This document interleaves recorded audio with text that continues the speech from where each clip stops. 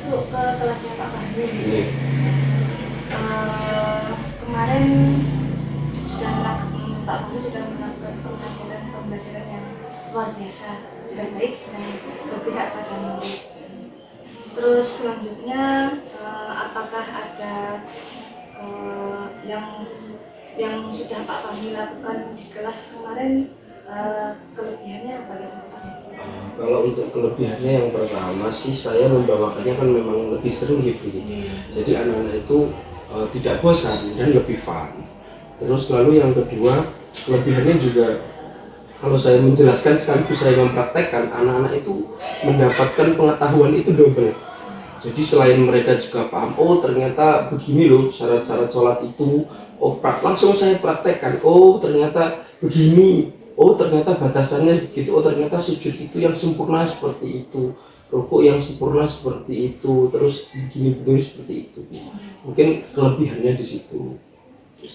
Jadi sudah ada peningkatan. Sudah ada peningkatan daripada saya hanya cuma mencatat, terus menjelaskan, duduk, ceramah, kalau tidak ada pergerakan ya jadi anak-anak ya gitu-gitu aja, bosan jadi.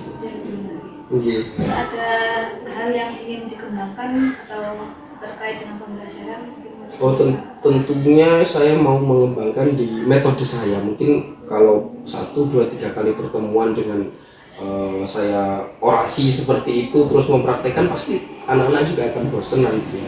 Terus saya selingi praktek bersama juga pasti cuma begitu-begitu aja. Saya sih masih ingin sekali menampilkan sebuah video atau film lah mungkin ya kan yang pastinya menggugah anak-anak ini untuk semangat lagi dalam beribadah, itu seperti itu sih. Itu saja yang masih yang belum, yang ingin saya terapkan tapi masih belum, mungkin seperti itu. Rencana ke depan ada lagi hal kreatif lain? Mungkin saya lebih kayak saya sih lebih suka di praktek gitu. Jadi mungkin ada beberapa materi tambahan yang mungkin di luar di sekolah ini tidak terlalu menonjol, tapi di masyarakat ini menonjol. Seperti saya ini lagi memperbaiki anak-anak tentang sholat jenazah. Kalau jenengan tahu nggih, anak-anak itu sekelas belum pernah sama sekali melaksanakan yang namanya sholat jenazah. Mereka hanya tahu sholat jenazah. Bahkan lucunya anak-anak ini sholat jenazah ada berapa rakaat saya tanya? Ada 4. Kapan sholat jenazah, sejak kapan ada rakaatnya? Jadi dari situ mereka belum tahu sama sekali bahwasanya sholat jenazah itu tidak ada rukuk, tidak ada sujud, hanya ada takbir saja. Nah, tapi mereka tidak tahu. Maka itu saya tambah untuk menjadi untuk menjadi pengetahuan mereka. Sehingga begitu. Karena kita kan juga tahu kadang tetangga kita yang meninggal waktu kita bantu ngurus, kita sholat jenazah, kalau mereka rukuk kan lucu nanti di takbir yang kedua mereka rukuk. Jadi itu sih yang sekarang lagi saya terapkan ke anak-anak. Jadi anak-anak saya beri tugas mungkin lebih seperti di kampus gitu Bu. Silahkan sampean cari apa yang dibaca sholat jenazah. Kalau perempuan gimana niatnya, kalau laki-laki gimana niatnya. Setelah itu sampean praktekkan di rumah, sampean kirim video prakteknya. Habis itu nanti sampean langsung praktek di sekolah. Saya gitu. Jadi lebih ke aplikatif. Iya, lebih aplikatif, tapi tidak hanya sholat saja sih. Sama mengkafani jenazah saya suruh seperti itu, tapi sekalian. Cuman kalau mengkafani jenazah kan memang sudah ada, tapi kalau sholat ini hanya skip gitu saja sih biasanya. Pak Fahmi, apa ada kendala ketika di kelas kemarin? Kalau kendalanya sih insya Allah tidak ada, cuman saya ini lebih suka anak-anak ini banyak bertanya gitu. Kemarin itu cuma yang lainnya kan cuma hanya 1 atau 2 orang saja nih. Tapi saya lebih suka itu anak-anak bertanya. Jadi kalau anak-anak bertanya itu mereka benar-benar kritis dan mendengarkan. Kalau mereka mendengarkan pasti teliti kan begitu. Teliti, kok gini, pasti mereka akan bertanya.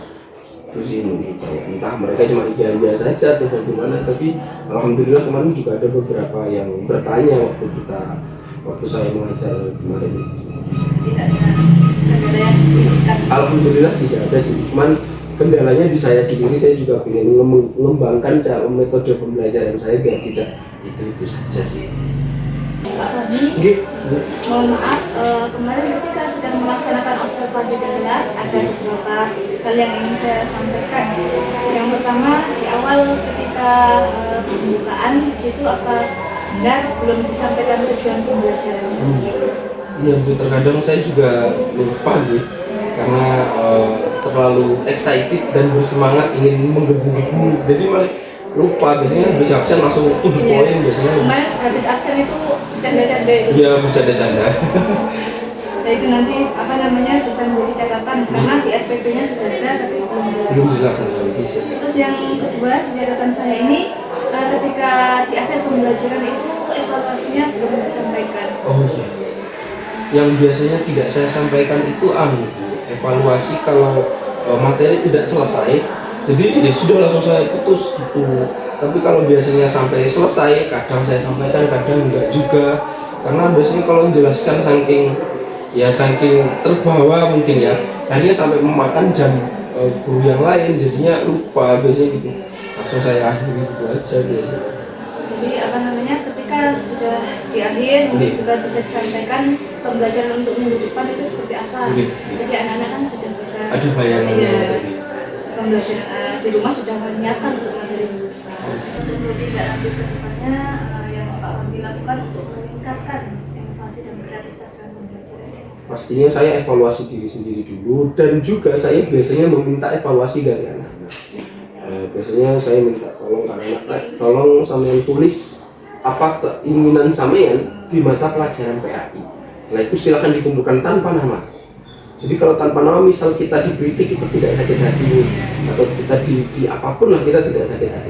Mereka pasti akan menulis, Pak Fahmi kurang begini, Pak Fahmi kurang begini. Nah itu yang akan memotivasi diri kita untuk bukan berubah deh, untuk menyesuaikan dengan apa yang menjadi yang diharapkan anak-anak. Mungkin semuanya yang diminta ini kan berbeda-beda nih. Ada yang A, B, C, D, tapi kita ambil tengah-tengahnya saja. Mungkin seperti itu. Mungkin atau mana yang soalnya lebih banyak ke A, ya kita terapkan yang A. Sekali-kali yang B, sekali-kali yang C. Mungkin itu sih untuk mengevaluasi diri dan juga memperbaiki diri. Kalau cara saya seperti itu. Ini setelah kita melakukan mulai dari pra-observasi, terus di kelas, dan juga pasca ini yang Pak Wandi rasakan? Yang saya rasakan ini tentunya saya sangat senang dan bahagia, karena apapun seorang guru itu kita ini kan mendidik anak-anak. Kalau kita mendidik anak-anak lalu anak-anak memahami atau mengamalkan, pasti itu adalah sebuah kesenangan kita sendiri. Seperti halnya kalau kita buat makan, kita buatkan mie terus kita kasih ke anak, lalu anaknya nggak makan, pasti kan langsung gitu ya, nggak mau karena kasinan lah atau apalah. Tapi kalau mereka makan dengan lahap, itu kita pasti ada kepuasan sendiri. Yang kepuasan itu sendiri nggak bisa diukur sih dengan apapun, biasanya seperti itu. Dan saya lebih puas kalau anak-anak itu ketika prakteknya bukan praktek di pelajaran guys, jadi praktek di luar jadi di luar sekolah, apa yang mereka dapatkan mereka amalkan, itu yang sangat saya senangi. Mungkin seperti itu. Seperti kalau kita sholat duhur berjamaah di masjid, biasanya kan saya juga biasanya saya terakhir sendiri untuk sholat. Saya melihat anak-anak khususnya di kelas 11 yang saya ajar PAI, mereka apakah sudah benar cara sujudnya, cara rukuknya. Saya sengaja untuk terakhir untuk melihat itu. Oh berarti kalau sudah benar, berarti saya sudah benar mengajarnya, saya sudah benar cara memberitahu kepada mereka. Mungkin seperti itu. Pak Fahmi, terima kasih banyak waktunya. Terima kasih banyak Bu, terima kasih. Semoga kegiatan kita ini bisa untuk membawa keberkahan untuk anak didik kita dan pembelajaran yang lebih baik untuk mengembangkan mencegah belajar. Amin. Terima kasih Pak Terima Fahmi.